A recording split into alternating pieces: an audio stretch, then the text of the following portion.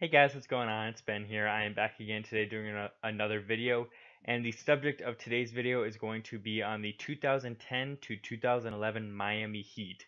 So historically, many people are very familiar with this team. This represents the season in which the Miami Heat got together. They lost the NBA title to the Mavericks, in which many people point to LeBron James collapsing in epic fashion, and this team basically being a pretty big disappointment for what we all expected. Of course, they did bounce back and win two consecutive championships after this, and then make it to the finals for another fourth time. But people often point to this finals and say, hey, you guys should have even won that one as well. You should be three-time champs.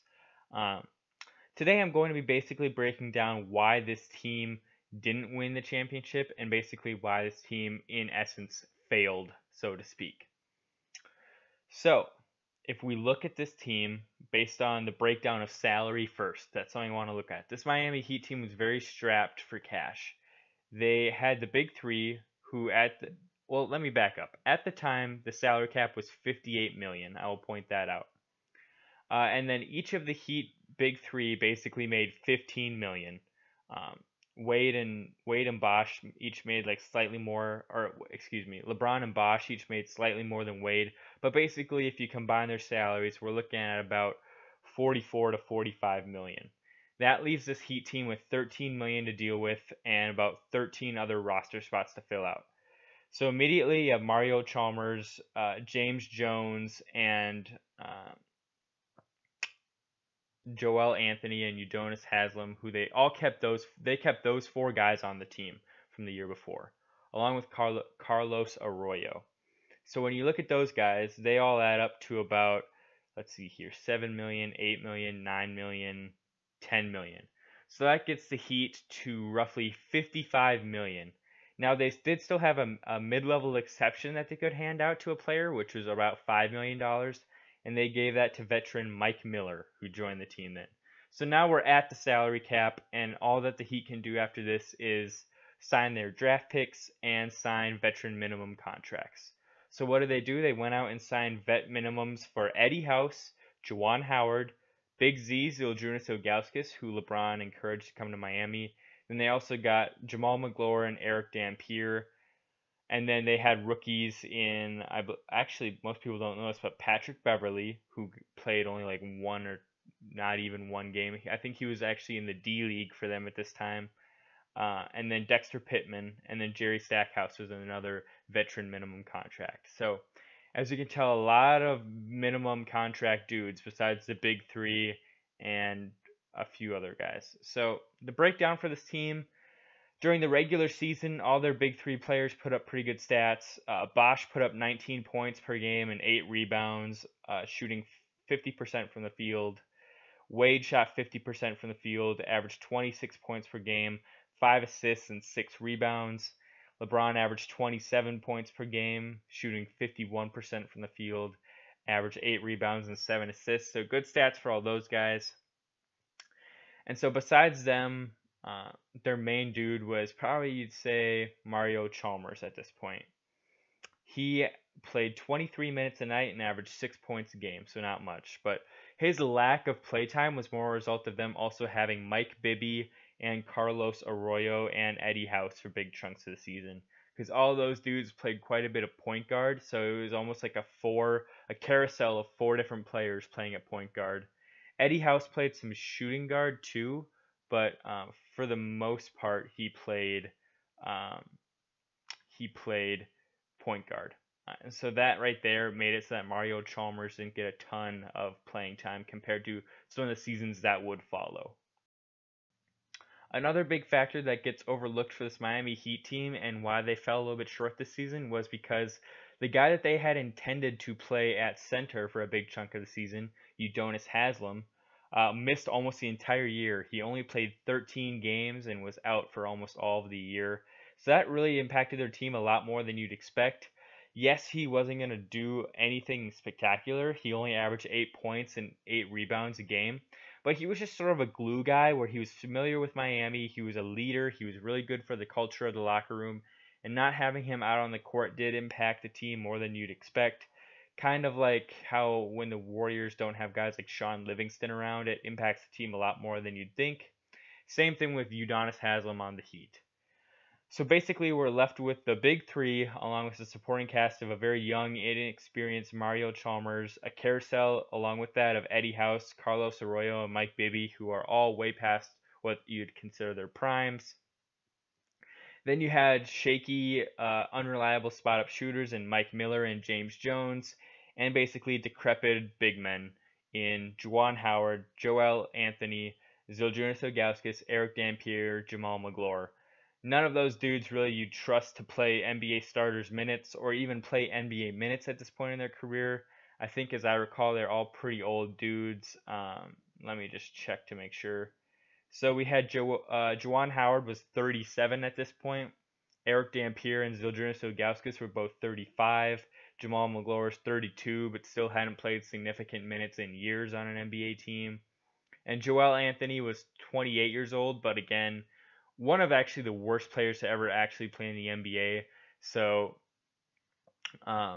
it wasn't like having him helped. He was also only 6'9", so he wasn't much of a presence at the center position. So this team just really did not have much help overall, and it's not really a surprise that they struggled during the regular season at least a bit, in that they were 9-8 starting off. They did finish 58-24, which is pretty impressive for that 9-8 start. That means down the stretch they went 49-16. So they did pick it up after a bit. But again, I want to point out that a huge thing here was basically because of the salary cap structure and the free agents available to them, they didn't really get many valuable veteran minimum guys. Like, they had hoped Mike Bibby would still be like an NBA starting caliber point guard, and he basically wasn't. He played okay for this team, but just not what they had expected. He averaged like 7 points a game and actually shot the ball fairly well, but I think they just expected a little bit more out of him. They expected more out of Ilgauskas. He only averaged like 5 points a game and just wasn't much of a factor at all. Only had 4 rebounds a game. Same deal with Juwan Howard and Eric Dampier. Just didn't provide much. Same deal with Eddie House. Like, all these dudes who they thought, maybe we can wring one last good run out of them. And they basically gambled and it didn't pay off on all those guys.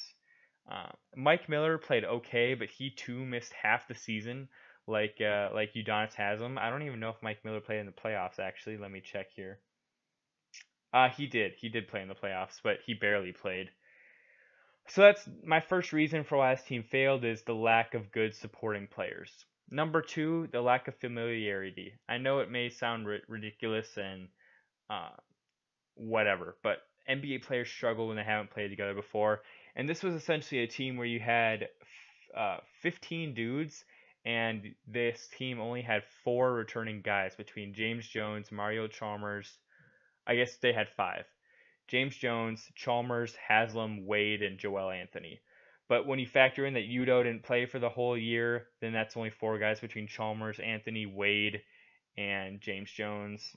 And so they had a lot of chemistry to work out between basically adding about 12 new guys to the team.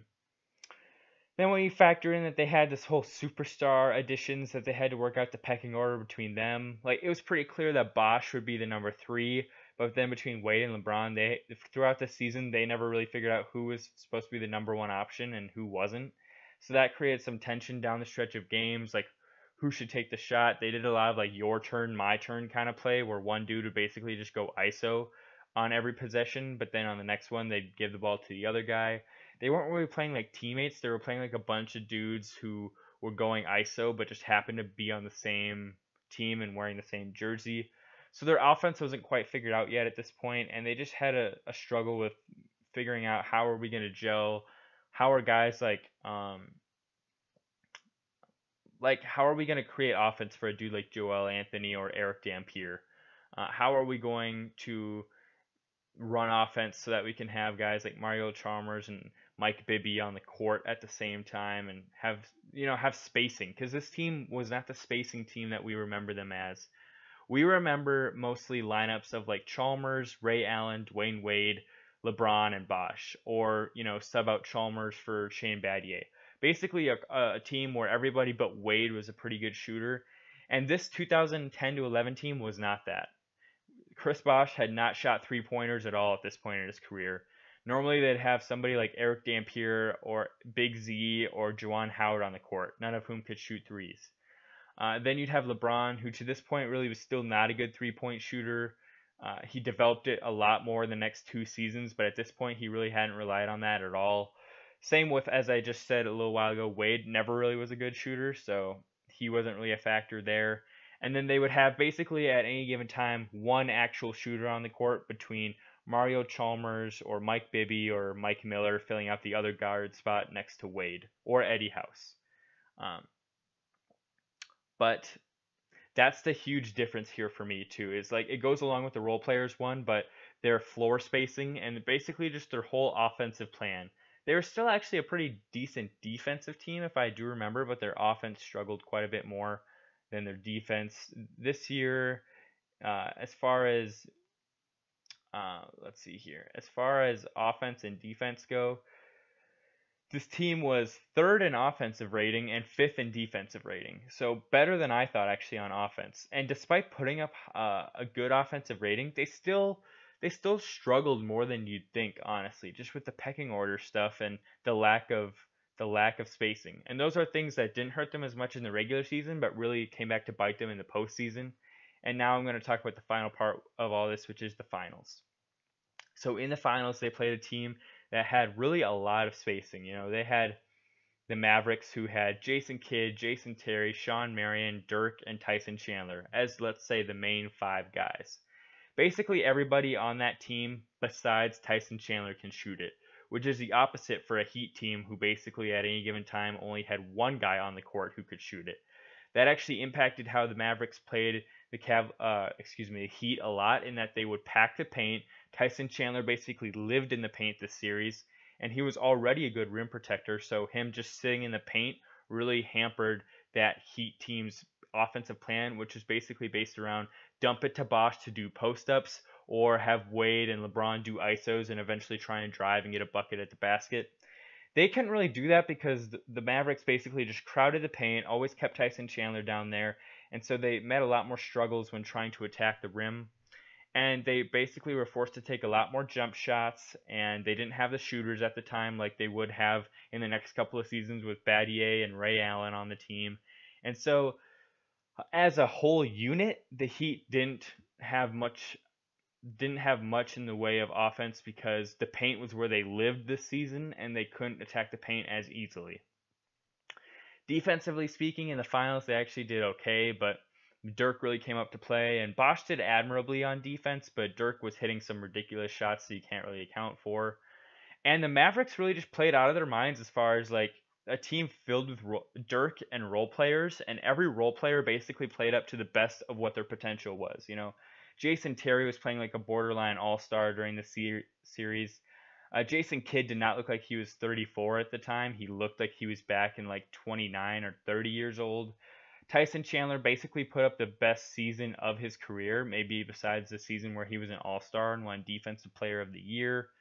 Shawn Marion basically played his role perfectly, a long, wiry guy who could defend any position basically on the court, honestly. Because of his strength and ability to rebound really well, he could basically guard any position. Um, you had guys off the bench like JJ Barea, who is like, he could come in and play 10 minutes, but he'd have 10 points. You had guys off the bench like Brendan Haywood, who, nothing spectacular, but just a good like role player. Peja Stojakovic could space the floor masterfully. Same thing with Corey Brewer. Deshaun Stevenson was a really good wing defender on LeBron and Wade in this series. They just had like every role player play up to the best of their abilities during this series. And I think a lot of people are going to want to make a big deal out of the LeBron thing, that he didn't perform well in this series. He definitely didn't, but he also didn't put up as bad a numbers as people think. Some people want to remember it as like LeBron averaged 5 points a game in this finals. No, LeBron still averaged like 18 points per game, 8 rebounds, 8 assists in this finals, along with shooting like 48% from the field, which, yes, it's not great, but it's definitely not bad either. It's still like potentially all-star level of a player. And, while he was averaging that, Wade was actually having a phenomenal series. And averaging like over 30 points per game, and Bosh was averaging like 22 points per game. And it wasn't like this team as a whole performed badly. It just shows that LeBron happened to be deferring a lot more than he usually would. But he as a whole wasn't playing necessarily bad. He was just really passive. Um, but either way, for this Heat team to be successful, you'd need an aggressive LeBron James. And that's really all I've got for this, guys. That's a pretty good breakdown, I think, of why this Heat team wasn't successful. So if I had to break it down to a couple of bullet point reasons, number one, their salary cap situation and the available minimum contract free agents really hampered their depth this year and really limited their options as far as a supporting cast for our big three. Number two, injuries between Mike Miller and Udonis Haslem, who were both looked at as guys who could be potentially like the sixth man or starters for this team, were both injured throughout the year, so that hampered them. Third, their offense wasn't quite figured out yet as far as pecking order, and then also they hadn't figured out that they need small ball spacing with guys like Shane Battier and Ray Allen. This team needed to figure out earlier on that they need basically at least 3 shooters on the court at all times, and for much of this season, they really would only ever have like one actual shooter on the court. 4, when they played Dallas in the finals, Dallas basically played up to the best of their possible potential that any team could. And 5, LeBron was just way too passive in the finals. And yes, Wade and Bosh played really well, but you need a super aggressive LeBron for his teams to be successful. So those are 5 reasons right there why the 2010-11 Miami Heat failed. I hope you guys enjoyed this video. I hope you leave your comments below if you have any thoughts on this topic, and I hope to see you all next time. Have a good day. Bye.